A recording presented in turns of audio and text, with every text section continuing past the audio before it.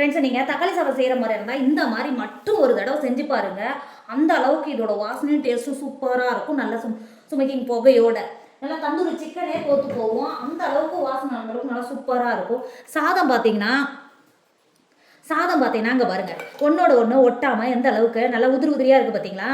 அந்த அளவுக்கு இது வாசனை குறைஞ்சபட்சம் ஒரு 5 வீடாவது தள்ளி உங்கள் வீட்டில் செஞ்சிங்கன்னா 5 வீடு தள்ளியாவது அந்த அளவுக்கு வாசனை வரும். அந்த அளவுக்கு சாப்பிட்றதுக்கும் அந்த அளவுக்கு டேஸ்ட்டை கொடுக்கும். இங்கே பாருங்கள், இந்த தக்காளி சாதத்தை மட்டும் உங்கள் வீட்டில் ரெடி பண்ணிங்கன்னா தெருவில் போகிறவங்க எல்லாருமே, ரோட்டில் போகிறவங்க எல்லாருமே உங்கள் வீட்டில் தந்தூரி சிக்கனாக மட்டும்தான் கேட்பாங்க. அந்த அளவுக்கு வாசனை நல்லா சூப்பராக இருக்கும். டேஸ்ட்டும் அந்த அளவுக்கு நல்லா சூப்பராக இருக்கும். இதுக்கப்புறம் நீங்கள் எங்கேயா டூர் போகிற மாதிரியா இருந்தால், இல்லை குழந்தைங்களுக்கு லஞ்ச் பாக்ஸ் கொடுக்குற மாதிரியா இருந்தால் இந்த தக்காளி சாதத்தை மட்டும் ட்ரை பண்ணுங்கள். அந்த அளவுக்கு சூப்பராக இருக்கும். நான் திரும்பவும் சொல்கிறேன், இதை ஒரு தடவையாவது நீங்கள் ட்ரை பண்ணலாம். நஷ்டம் உங்களுக்கு தான். அந்த அளவுக்கு நல்லா டேஸ்ட்டை கொடுக்கும். என் ஃபேவரட் மட்டும் சொல்லலாம். அந்த அளவுக்கு சூப்பராக இருக்கும். இதுக்கப்புறம் நீங்கள் தக்காளி சாதம் ஒரு தடவை இதே மாதிரி செஞ்சு சாப்பிட்டு பாருங்கள். அந்த அளவுக்கு டேஸ்ட்டு சூப்பராக இருக்கும். இன்றைக்கி நம்ம ஒரு சூப்பரான டேஸ்ட்டில் தக்காளி சாதம் தான் செய்ய போகிறோம். வாங்க எப்படி செய்யலான்னு பார்க்கலாம். சாதம் வடிக்கிறதுக்கு தண்ணி வச்சு, தண்ணி இந்த அளவுக்கு நல்லா கொதிக்க ஆரம்பிச்சிருச்சு. 3 டேபிள் ஸ்பூன் அளவுக்கு கல் உப்பு சேர்த்துக்கோங்க. கல் உப்பு சேர்த்து கொடுத்துட்டு ஜீரக சம்பா அரிசியை 10 நிமிஷத்துக்கு முன்னாடியே நல்லா சூடாக இருக்கிற தண்ணியில் 10 நிமிஷம் நல்லா ஊற வச்சு நல்லா 2-3 தடவை நல்லா கழுவிட்டு, அரிசியை நல்லா கழுவிட்டு எடுத்து வச்சுருக்கேன். இப்போ கழுவி எடுத்த அரிசியை உள்ளே சேர்த்துக்கோங்க. நீங்கள் இந்த மாதிரி நல்லா சூடாக கொதிக்கும் பார்த்தீங்களா? அந்த தண்ணியை சேர்த்து அரிசி அலசும் போது சாதம் ஒன்றோடு ஒன்று ஒட்டாமல் இருக்கும். நீங்கள் பச்சரிசியில் கூட பிரியாணி தாராளமாக பண்ணலாம். அந்த அளவுக்கு நல்லா உதிரி உதிரியாக இருக்கும். சாதம் ஒன்றோடு ஒன்று ஒட்டாது.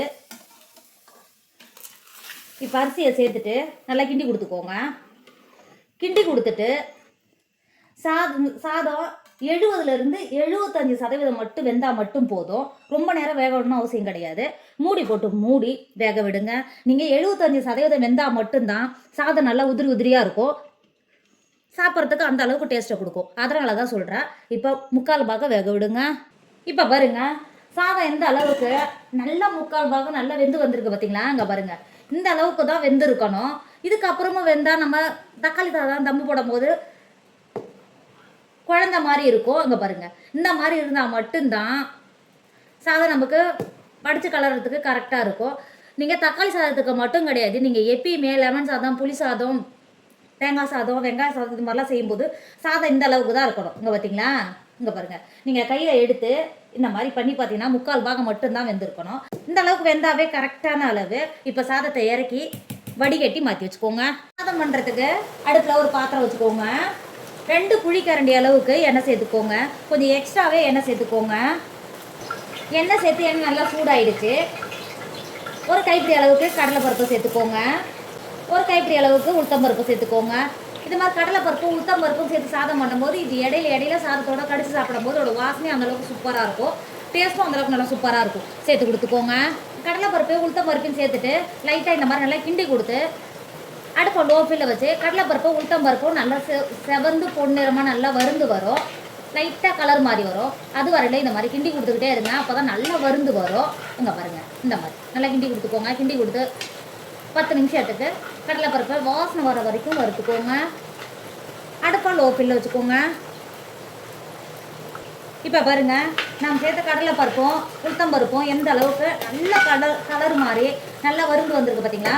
இப்போ இந்த மாதிரி நல்லா கிண்டி கொடுத்துட்டு இப்போ இந்த சைடில் பட்டை, கிராம்பு, ஏலக்காய், அன்னாச்சி பூ எடுத்து வச்சுருக்கேன். சேர்த்து கொடுத்துக்கோங்க.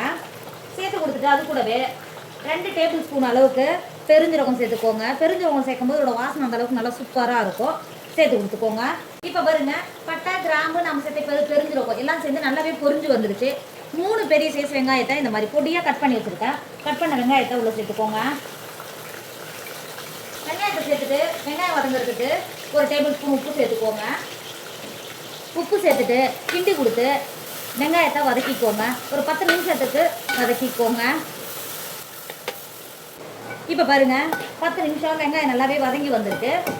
இப்போ இந்த ஸ்டேஜில் 20 பச்சை மிளகாவை இங்கே பாருங்கள், இந்த மாதிரி ஒரு பச்சை மிளகாவை 2ஆக கட் பண்ணி 4ஆக கட் பண்ணி வச்சுருக்கேன். இப்போ பச்சை மிளகாவை சேர்த்துட்டு கிண்டி கொடுத்துக்கோங்க. பச்சை மிளகாவை சேர்த்து கொடுத்து நல்லா கிண்டி கொடுத்துட்டு அது கூடவே 3 டேபிள் ஸ்பூன் அளவுக்கு இஞ்சி பூண்டு பேஸ்ட்டு சேர்த்துக்கோங்க. நீங்கள் தக்காளி சாதம் செய்யும்போது இந்த மாதிரி சேர்த்து செஞ்சு பாருங்கள். அந்த அளவுக்கு டேஸ்ட்டு கொடுக்கும். சேர்த்துட்டு இப்போ நல்லா கிண்டி கொடுத்துக்கோங்க. கிண்டி கொடுத்து நம்ம சேர்த்த பச்சை மிளகா, வெங்காயம், இஞ்சி பூண்டு, பச்சை வடை போய் நல்லா வதங்கி வரும். கிண்டி கொடுத்து திரும்பவும் ஒரு 10 நிமிஷத்துக்கு வதக்கிக்கோங்க. இப்போ பாருங்க, இஞ்சி பூண்டு பச்சை வடை போய் பச்சை மிளகாவும் நல்லா வதங்கி வெங்காயமும் நல்லா கலர் மாதிரி நல்லா வதங்கி வந்திருக்கு பார்த்தீங்களா. இப்போ ஒரு டைம் நல்லா கிண்டி கொடுத்துக்கோங்க. இந்த அளவுக்கு நல்லா கிண்டி கொடுத்துட்டு ஒரு கைப்பிடி அளவுக்கு கருவேப்பிலையை உருவிட்டு சேர்த்துக்கோங்க. கருவேப்பிலை சேர்த்து கொடுத்துரு. அது கூடவே 12 தக்காளியை இங்கே பாருங்கள் இந்த மாதிரி கட் பண்ணி வச்சுருக்கேன். கட் பண்ண தக்காளியை சேர்த்து கொடுத்துக்கோங்க. நான் பெரிய சைஸாகவே தக்காளியை கட் பண்ணியிருக்கேன். தக்காளி நல்லா குழஞ்சி வெந்து வந்தபோது அந்த அளவுக்கு நல்லா வெந்து வரும். இங்கே பாருங்கள், இந்த மாதிரி இந்த அளவுக்கு நல்லா கிண்டி கொடுத்துக்கோங்க. நான் 1.5 கிலோ அளவுக்கு 20 பேருக்கு செய்கிறதுனால மட்டும்தான் இந்த அளவுக்கு சேர்த்துக்கிறேன்.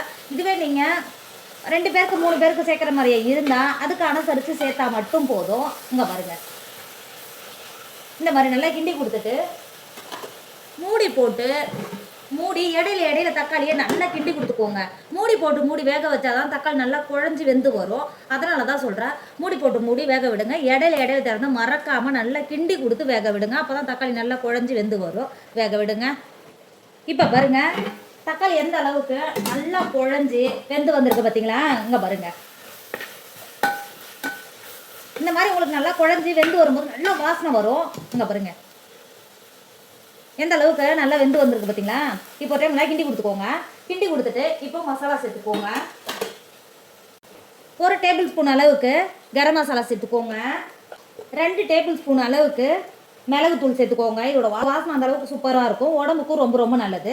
சேர்த்து கொடுத்துக்கோங்க.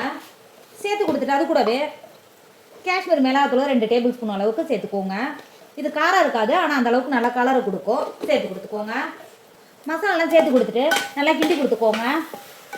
நம்ம ஏற்கனவே காரத்துக்கு மேலே பச்சை மிளகா சேர்த்துருக்கோம். கலருக்காக மட்டும்தான் சேர்த்துக்கிறேன். சேர்த்துட்டு இது மாதிரி நல்லா கிண்டி கொடுத்துக்கோங்க. கிண்டி கொடுத்து ஒரு 5 நிமிஷத்துக்கு நம்ம சேர்த்த மிளகாத்தூளோட பச்சை வாசனை போய் நல்லாவே வதங்கி வரும். அதை வரையிலும் கைவிடாமல் நல்லா கிண்டி கொடுத்து வதக்கிக்கோங்க.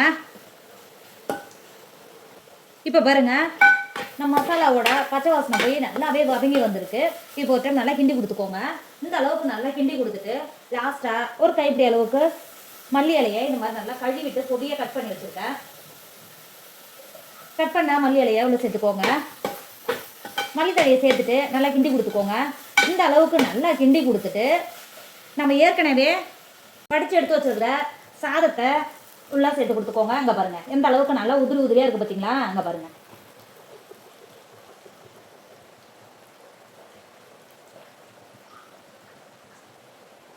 வடித்த சாதத்தை சேர்த்து கொடுத்துட்டு அங்கே பாருங்கள், சாதத்தை நல்லா மசாலாவோட இந்த மாதிரி நல்லா கிண்டி கொடுத்துக்கோங்க.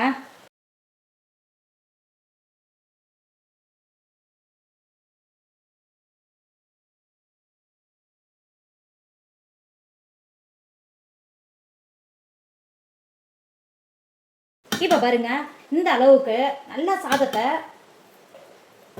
கலந்து கொடுத்துட்டு இந்த மாதிரி ஒரு பிளேட்டை உள்ள இறக்கி சேர்த்துக்கோங்க. இறக்கி சேர்த்துட்டு இந்த மாதிரி நம்ம எரி வச்சோம் பார்த்தீங்களா, அந்த நெருப்பில் இருந்து இந்த மாதிரி சேர்த்து கொடுத்துட்டு 1 டேபிள் ஸ்பூன் அளவுக்கு எண்ணெய் சேர்த்துக்கோங்க. எண்ணெய் சேர்க்கும் போது இந்த மாதிரி நல்லா புகை வரும். இதோட வாசனை அந்த அளவுக்கு நல்லா சூப்பராக இருக்கும். இந்த மாதிரி இந்த அளவுக்கு நல்லா புகை வரும்போது மூடி போட்டு மூடி இந்த புகையிலேயே இந்த சாதம் இருந்ததுன்னா அந்த அளவுக்கு டேஸ்ட்டை கொடுக்கும். அந்த அளவுக்கு நல்லா சூப்பரான ஒரு வாசனையோடு இருக்கும். 10 நிமிஷத்துக்கு இந்த தம்மிலே இருக்கும்போது திறக்கும்போது அந்த அளவுக்கு நல்லா வாசனை கொடுக்கும். 10 நிமிஷத்துக்கு அப்படியே மாற்றி வச்சுக்கோங்க. அடுப்பில் இருந்து இறக்கி மாற்றி வச்சுக்கோங்க. இப்போ பாருங்க, 10 நிமிஷம் ஆயிடுச்சு. திறக்கும் போது எந்த அளவுக்கு நல்லா கமன்னு வாசனை வரும் பார்த்தீங்களா, அந்த அளவுக்கு சாப்பிட்றதுக்கு அந்த அளவுக்கு சூப்பராக இருக்கும். இதுக்கப்புறம் நீங்கள் தக்காளி சாதம் செய்கிற மாதிரி இருந்தால் இந்த மாதிரி மட்டும் ஒரு தடவை செஞ்சு கொடுங்க. அந்த அளவுக்கு விரும்பி சாப்பிடுவாங்க. அந்த அளவுக்கு டேஸ்ட்டும் சூப்பராக இருக்கும். கண்டிப்பாக நீங்களும் ட்ரை பண்ணுங்கள். என்னோட வீடியோ உங்களுக்கு பிடிச்சிருந்தா உங்கள் ஃப்ரெண்டு உங்கள் ஃபேமிலி ஷேர் பண்ணுங்கள். மறக்காமல் கேரளா சமையல் சப்ஸ்கிரைப் பண்ணிக்கோங்க. தேங்க்யூ.